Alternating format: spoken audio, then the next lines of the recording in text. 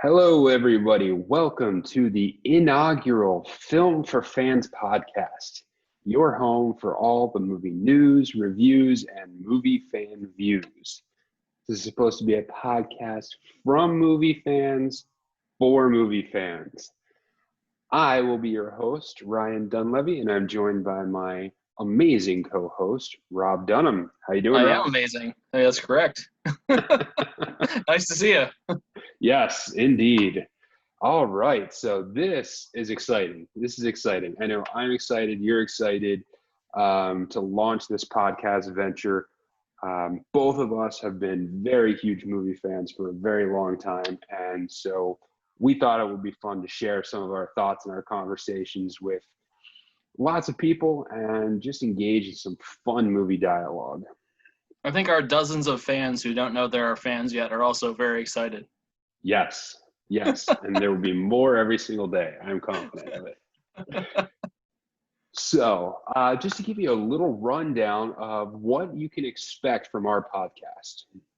So, like we said at the intro, we're going to be a movie podcast for movie fans. So, we're going to talk about all different aspects of movies. We're going to bring you great discussion from all the different parts of the movie industry from a fan's perspective. We'll cover news, we'll cover theater experiences, whenever we can have theater experiences, trends in the movie industry, and of course, movie reviews, the staple of all things movies. So what you'll get from us on our general format is we'll start off the top with any particular news items, then we'll get into some movie-related discussion topics each week, and we'll wrap up with our watch list, things that we have watched and that we are going to watch. So for tonight's episode, what we're going to be discussing is we'll discuss a couple of Netflix releases. We're going to talk a little bit about drive-in theaters, The Dark Knight 12th anniversary, and of course our watch list. So let's dive straight into the news. And Rob, man, this news came out today, and I was hoping not have to kick off with depressing news. But Pretty much the worst news for starting a movie podcast is that we're not going to see movies for a while. Yeah. We picked a wonderful time to launch a movie podcast when there are no movies. But the news of the day is that Tenet has been delayed again. For those of you who might not be familiar, Tenet was supposed to be the latest release from director Christopher Nolan, who was the director of the Dark Knight trilogy, Inception, Dunkirk, Interstellar, one of the best directors out there.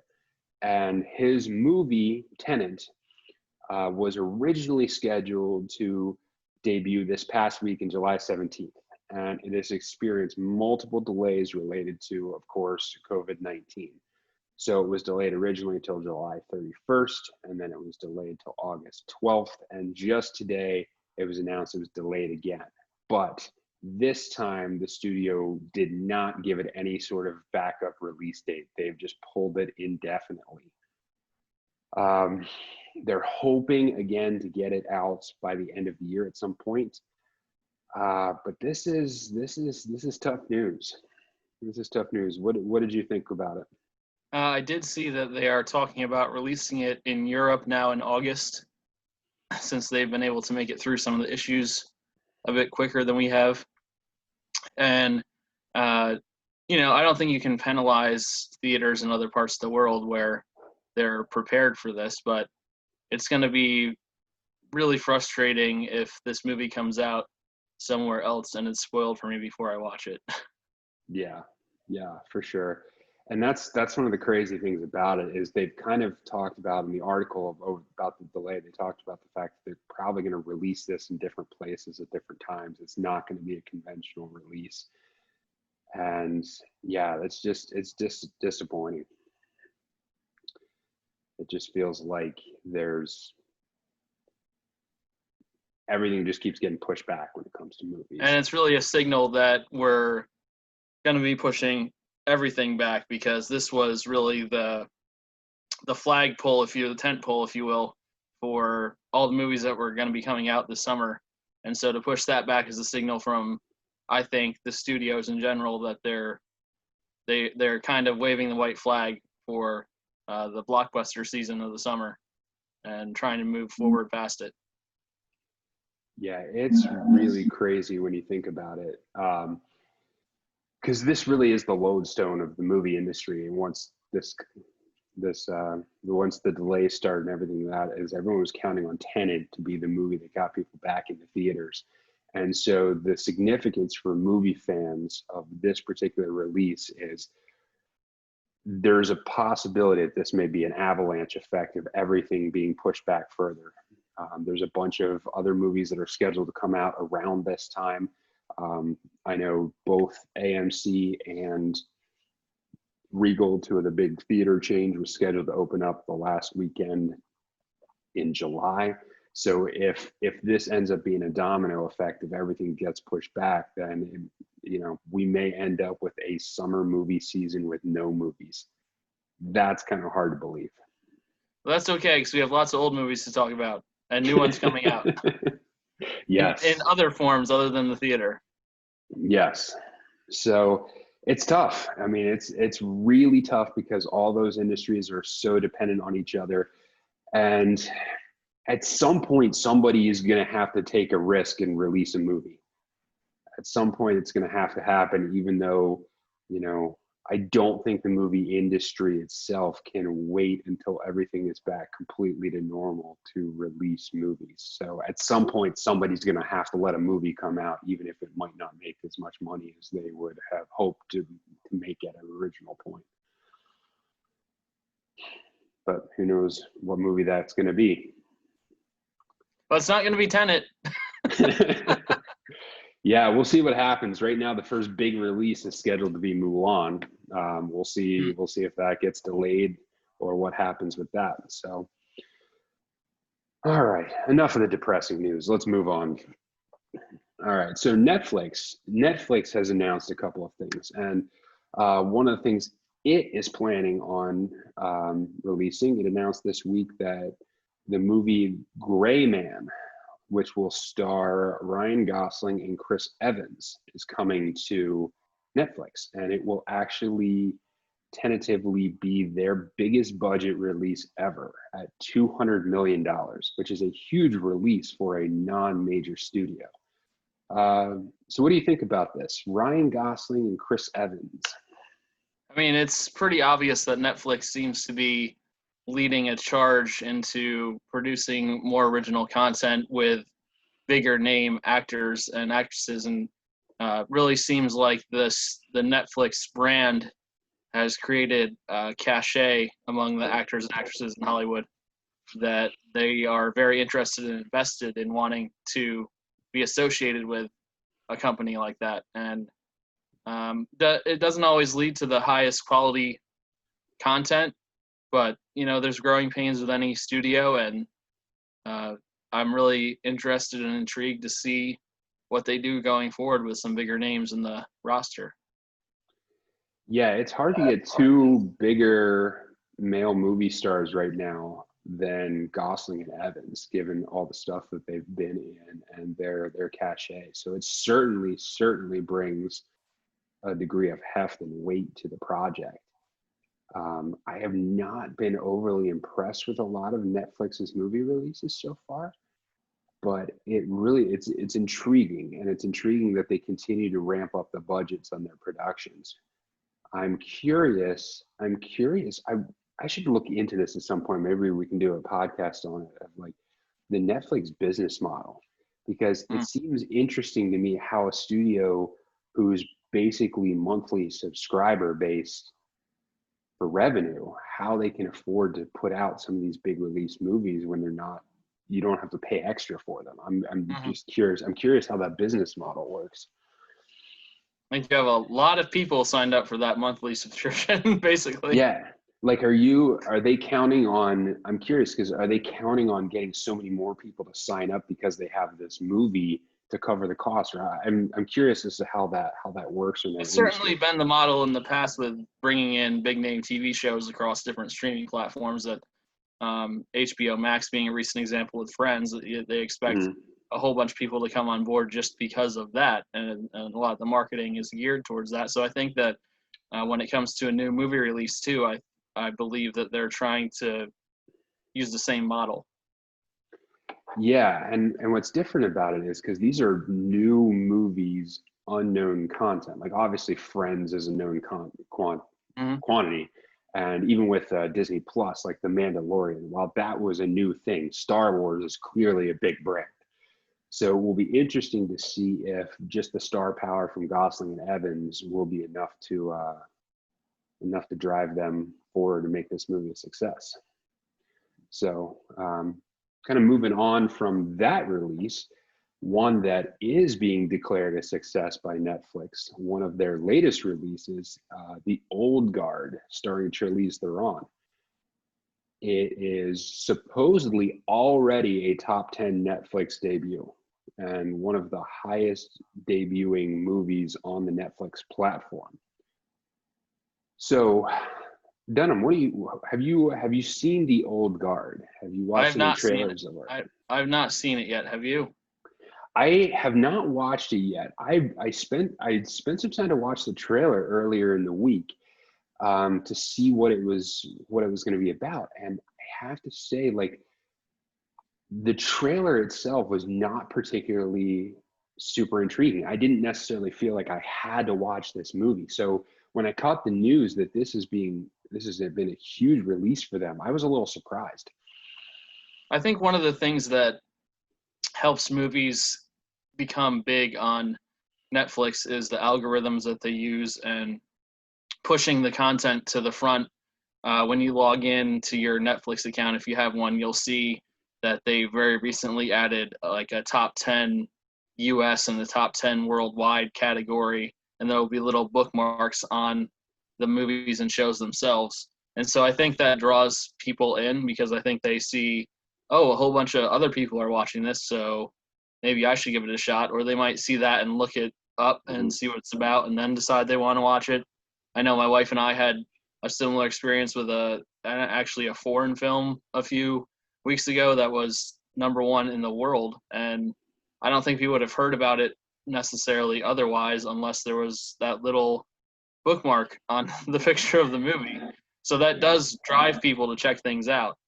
hmm I also wonder if an element of this also is there's so little new content coming out for movies because we've now hit several months without any new movies coming out, and even the release of stuff that had been in theaters on the video and streaming, that's quantity is limited. So I wonder how much of it is the actual quality of the film, or if it's just a sign that we're just that desperate for new content at this point. We'll take it wherever it comes from. I don't know about you, but it feels like about 5 years since we saw the Goldfinch in the theater. I know. I know. Oh man, the last movie I saw in the theater that was a new release was The Invisible Man. Hmm. And so that was right before theaters shut down. So it does feel like forever since we've had a lot of new content. So I wonder how much of that it is, how much of that's driving some of the numbers for this. But it will be intriguing, and we can talk about it a little bit more when we get to watch list stuff. But anything else? Anything else about The Old Guard from Netflix? I'm gonna check it out. I'm already claiming it for my watch list. So Nice, nice. So yeah, it will be interesting. It will be interesting to see if some of this type of content will continue to catch on, if Netflix can actually succeed in becoming a legitimate movie generating industry. All right. So let's move on to a couple of discussion topics for tonight. So because theaters are still shut down for the most part, and we're not quite sure when we're getting this in, one thing that has been running is drive-in theaters. And so drive-in theaters have become a little bit of a return to prominence. So Rob, you and I have both had drive-in theater experiences recently. What can you tell us about drive-ins, and do you think that this could be something that helps save the movie industry?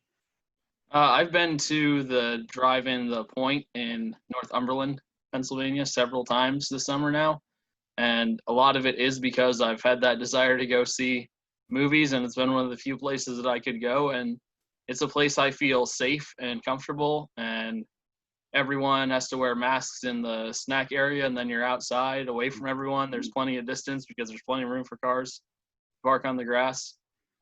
In talking to them, I know that they've had some problems with, even in the drive-in industry, getting people to come out because people are still a little hesitant to come out. So I think they've actually been busier in the past, which is interesting. But I've really enjoyed the experience. Just the other weekend, we went and saw Kong, Skull Island, and Godzilla, and being able to get out of the car in between the movies and look out and just see all of the stars up in the sky. And it was a perfect clear night, and I had a picnic plate of a hot dog, baked beans, and macaroni salad, and it was a good time. I was just in it's my happy place. Just being able to sit and watch a movie outside, not have to worry about anything else. And I think that more people who experience that, the more people who will be interested in continuing to go back and check it out again and again with other movies that come out. Yeah, last week I actually went to a theater that is an in-person inside theater who has adapted. It's an independent theater, Penn Cinema here in the Lancaster, Pennsylvania area, and they've adapted and they put a giant display screen on the outside of their building so that they could do drive-in movies. And so that's been one of the shifts they've made to try and keep generating income during this. And we went to see, for my birthday, we went to see Star Wars: The Empire Strikes Back, which was fun. I enjoyed the experience. There's an element to it where with the drive-in where you're always kind of trying to get something right. Like the movie started about 9:08 p.m. and at the beginning part of the movie, there was still a little bit of light out, and so there's a little bit of light pollution on the screen. Some of the blacks don't show up as crisply. The audio is actually not bad between the audio of everybody else around you and cranking up your own through the radio transmitter. Thankfully, they don't use those stupid little boxes that they used to use a long time ago. But overall, it was a fun experience. I enjoyed it, and I would certainly go back and certainly want to do it again. So I'm up for seeing movies, however, but if you're dying for a movie, look up a local drive-in. Yeah, definitely check out your local drive-ins. Like I said, Point in Northumberland is a fantastic one. We drive an hour and a half there probably 2 times a month, so it's worth it. Yeah. So give your drive-in theater a look. There's got to be one near you somewhere. So check them out. It's a worthwhile experience for families, and it's a much safer environment, depending on what area you're in. All right. So this past week, July 18th to be specific, was the 12th anniversary of the release of The Dark Knight, the second of the Dark Knight trilogy done by Christopher Nolan. After Batman Begins, The Dark Knight, and then of course The Dark Knight Rises. So the middle one, The Dark Knight, debuted 12 years ago this past week. It went on to be one of the highest grossing films of all time. It's the one that featured Heath Ledger as a Joker. And if you were forgetting, Heath Ledger actually died before the release of the movie and won a posthumous Oscar for his performance as the Joker. And this was an incredible movie. So 12 years on, how do you feel about the movie after 12 years? Is such a weird anniversary. Yeah. I've got to say, first of all, very specific. But The Dark Knight for me is the best conventional superhero movie that's ever been made. It's not my favorite superhero movie because my favorite superhero movie is Unbreakable, but that's an argument over whether that's an actual superhero movie or not. Indeed. So The Dark Knight stands above everything else, in my opinion, as far as what's come before and after it. It's along with Batman Begins, it set a new tone for what a superhero movie could be, and I think it leaned into it even more than the tone that Batman Begins started. Ledger's performance obviously is phenomenal, just breathtaking. I remember watching it in the theater for the first time and just really there are very few times that an actor has me in awe, and he did in that movie. He was every bit the Joker. He was 100% committed to the role. You could tell that he was invested, and it just made the movie powerful from start to finish. And I got the chance to see it probably 4 times in the theater. I think I saw it in IMAX 2 times, and just the grand scale of it, but the small scale of it at the same time is just it's a great movie. There's a reason why it's so well reviewed by critics and audiences alike. Yeah, and it really is a shame that it did not win more Oscars. It was just, I think it ran up against the conventional wisdom of what a superhero film was. And it just wasn't thought of that a movie about comic book heroes could actually generate that level of sophistication and turn a film of that nature into high art. And it really, really was. And I can remember the hype building for the movie prior to it, both with Ledger's death and with the idea of Ledger, his performance. I remember hearing an interview with Michael Caine, who was in the movie also, and he gave an interview before. It was like, you will not want to miss this. He is actually terrifying as the Joker.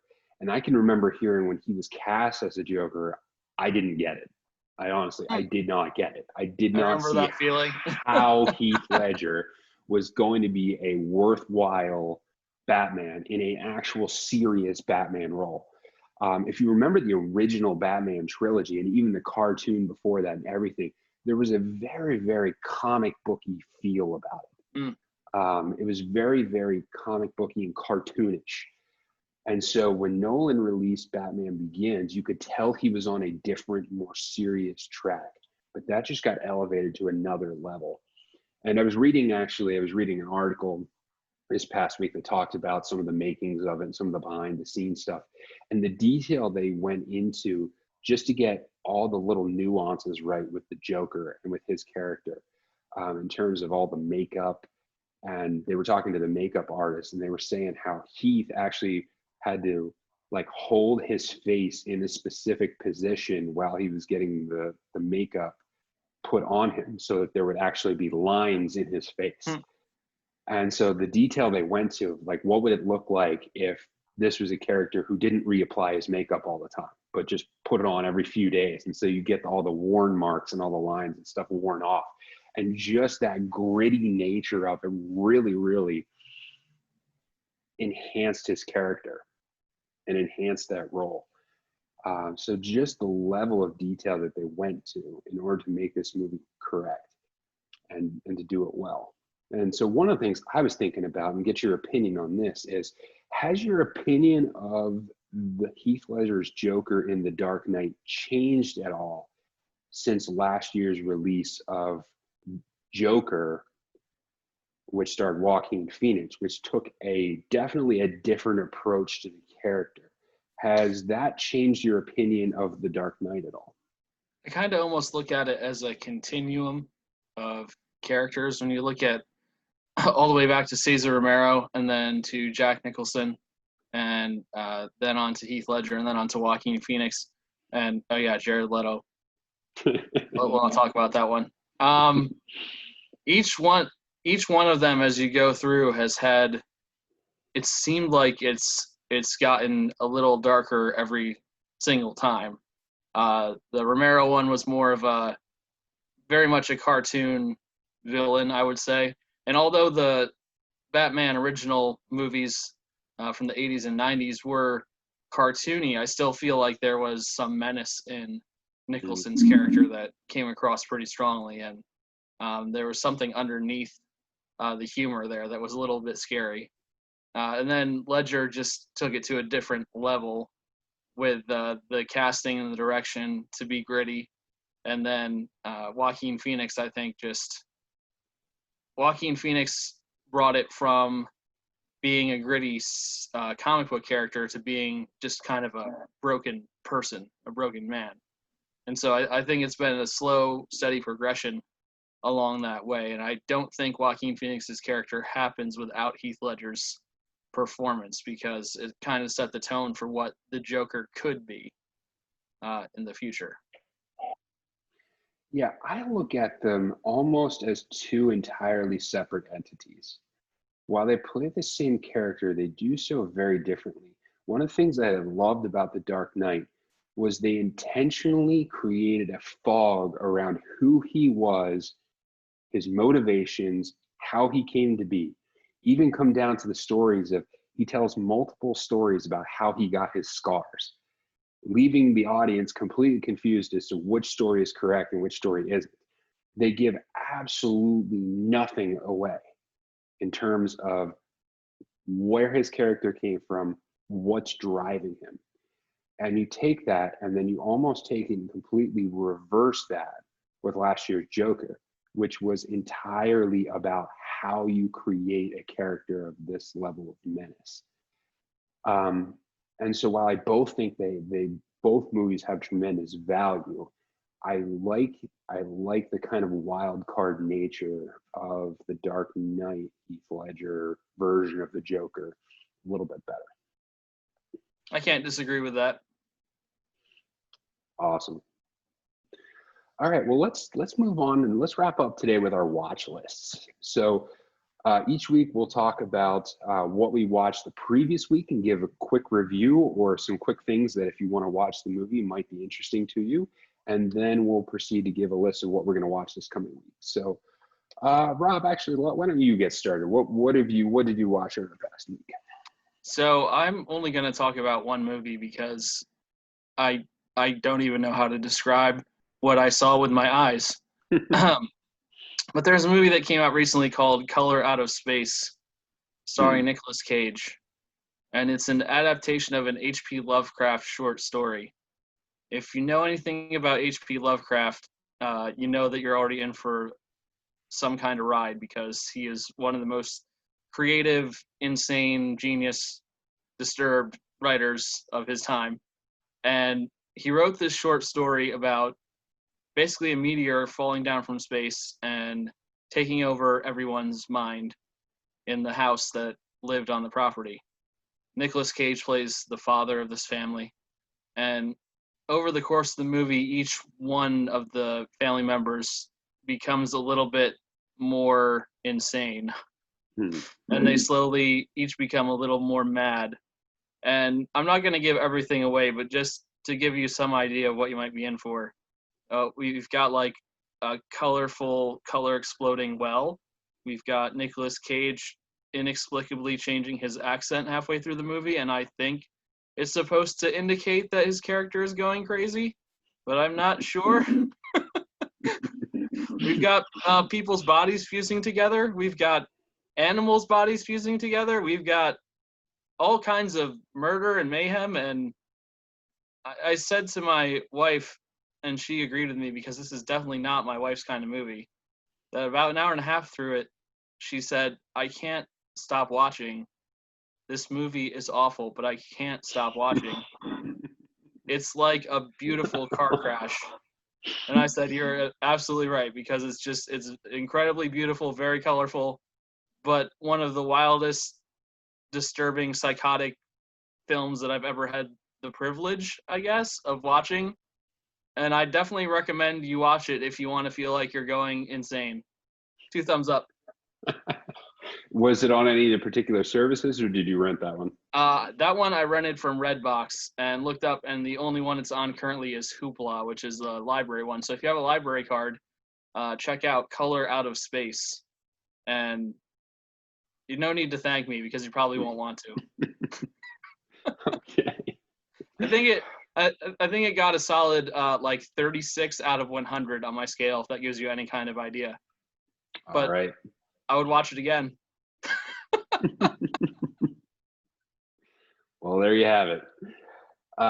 For me, I had a bunch of different movies that I watched this week, but I'll start with this one. My wife had rented me for my birthday. She rented me a documentary on the Jamaican soccer team called Reggae Boys.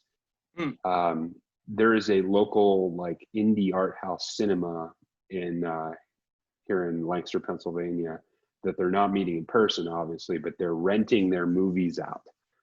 So you can rent their movies online.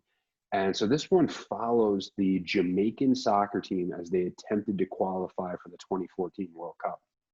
And so it was a really fascinating documentary because it kind of mixes reggae culture and reggae music with how they feel about the soccer team. So they kind of follow this reggae band around and ask them questions about how they feel about the soccer team. You get a lot of impressions about how the performance of the Reggae Boys Jamaican soccer team, what kind of impact that has on the culture.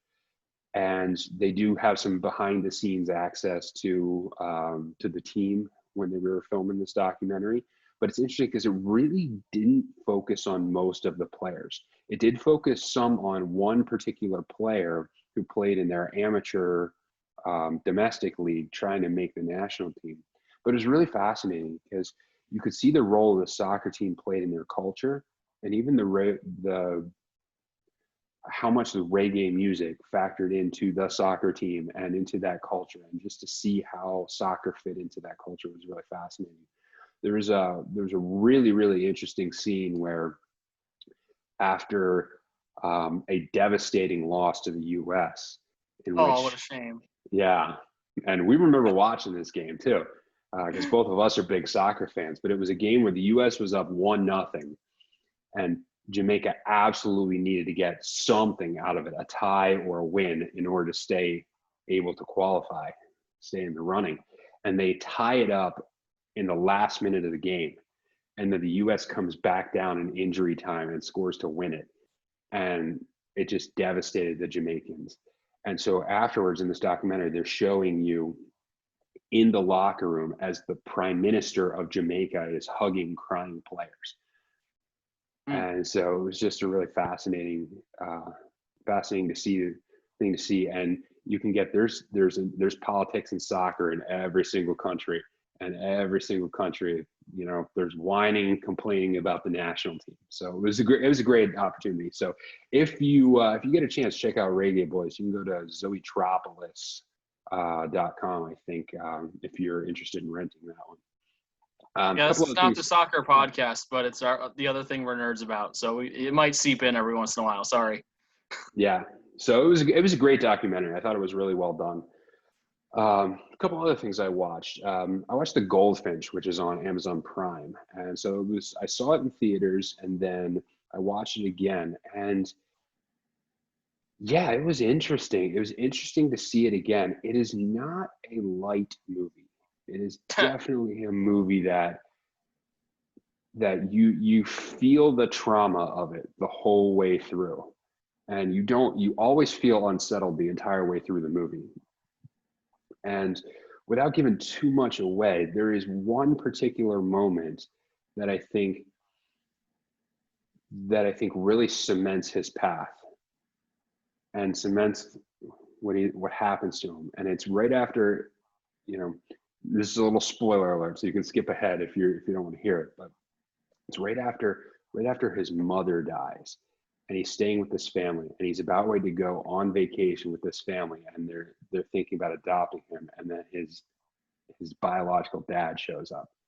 I think that was the moment that really changed the trajectory of his story.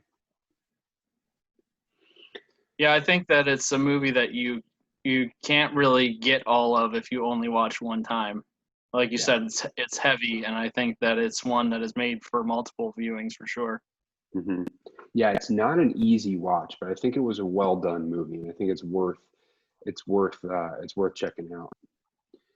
And another one I watched with my wife last weekend. Sometimes it's hard for me to find movies that my wife and I can watch together because she likes movies, but she has a pretty narrow window of stuff that she really gets into. And so we watched Age of Adeline, which came out a number of years ago now, but it is a really well done romantic drama. I really enjoy the characters. The premise of the movie is Adeline is Blake Lively's character, and when she is in her 20s, she has an accident and then doesn't age. And so the plot of the movie comes about from her basically being about 100 years old and living in modern day times, but still looking like she's in her mid-20s. And what that has done to her emotionally, the fact that she doesn't age and everybody around her does. So it's really well done, and there's a lot of the emotional elements really hit on point, and Harrison Ford is in that as well. And it's a really good heartfelt drama that talks a lot about um, the emotional depths of what it means to become comfortable with the person you are and the situations that you're in. So that's worth checking out. All right. So what are we doing? What are you doing for this week? What's on tap for you this week? Well, I'm watching the new Netflix movie, so the Old Guard. That's where I'll be. Okay. I'm sure I'll be watching several other things, but that's one that I'll say for sure will be on the list. Yeah, I'll probably try and check that one out as well. For me, I'm going to hit up Uncut Gems. I meant to do it a few weeks ago and never got around to it, so that's still enjoy an hour and 50-minute long panic attack. That's what that movie is. Make it sound so worth watching. It's a great movie that I don't know if I ever want to see again. I'll just say that. Interesting. I will let you know if I feel the same way. And I'm probably gonna watch Yesterday. Film that came out last year about a guy who wakes up from an accident and realizes he's the only one who knows who the Beatles are. So I saw it once before and it was a fun movie. I enjoyed it. So it comes with an interesting premise that if you transplanted the Beatles music into modern day times when nobody knew what the Beatles were, would they be as popular as they were back then? I think so, but that's the premise it's based on. So it's really interesting. So, you got anything else for me? I think we're good. Awesome. Well, that will be our podcast for tonight. So thank you so much for tuning in. Make sure you subscribe to the podcast. You can get it through any of the platforms. Subscribe to it. We'll try to do these every week.